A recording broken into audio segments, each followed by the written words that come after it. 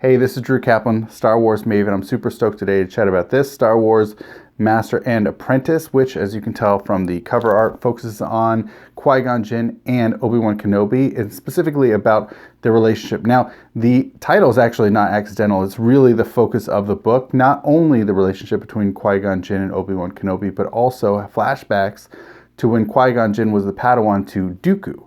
And interestingly enough, it also introduces another character who was a Padawan to Dooku before Qui-Gon Jinn, whose name is Rael Averross. And Rael is a really interesting character who also appears in the audiobook Dooku Jedi Lost, which I'm currently listening to. I haven't yet finished, but really quickly, Rael Averross is a fascinating character. He has this weird accent, which doesn't come across in the pages of this book, but it comes across more in the audiobook. I'll chat more about the audiobook once I finish it.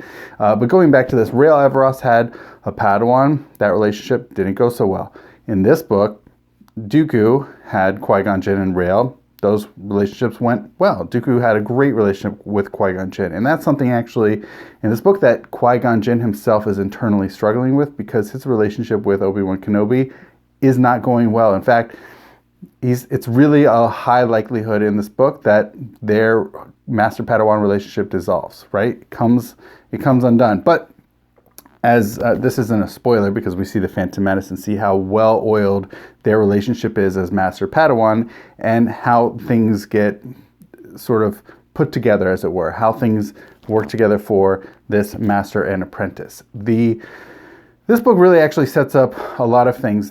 We learn things about the Jedi Order a little bit more, including it's a really funny thing where Rael Averross says, yeah, we're not allowed to get married as Jedi, but no one said anything about maintaining celibacy, which is an interesting nuance to what we learn about the Jedi in this book and the relationships, not the least of which is also really fascinating to hear more about Dooku. We haven't had a lot about Dooku. Of course, now we have Dooku Jedi Lost, the audiobook, and his relationship as being, he was a Jedi, and he was on the Jedi Council. And one of the things that he gets Qui-Gon Jinn into is looking at Jedi holocrons, and specifically the ancient prophecies. So that's something that Dooku had an interest in, told Qui-Gon about, but Qui-Gon got really interested and brought Dooku back into his own interest.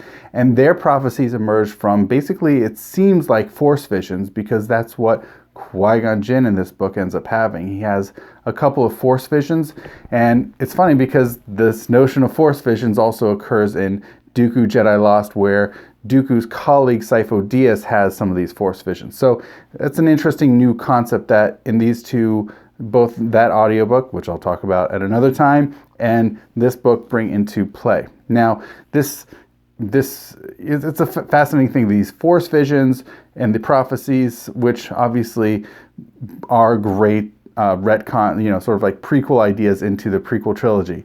And one of we see some other things, including Obi-Wan Kenobi's first time riding a Ractyl, which we ultimately see him riding in Attack of the Clones. But we also, this is really amusing, we read that Obi-Wan Kenobi loves flying. He just absolutely loves it until, and I was thinking to myself, I don't recall that being a reality in the prequel trilogy. Well, there's an amusing incident which changes his idea about that. So this book is written by none other than Claudia Gray, who is one of my favorite Star Wars authors. She wrote probably one of the best Star Wars books of the current canon, which is Lost Stars. She also wrote Bloodline. She's a really fantastic writer. So this doesn't make it into my top 5 Star Wars books of the canon, but it's solid. It really does a great job of showing what's going on with Obi-Wan Kenobi and Qui-Gon Jinn, and also, as I mentioned, getting a little bit more information to us about Dooku and also that relationship he had with Qui-Gon Jinn,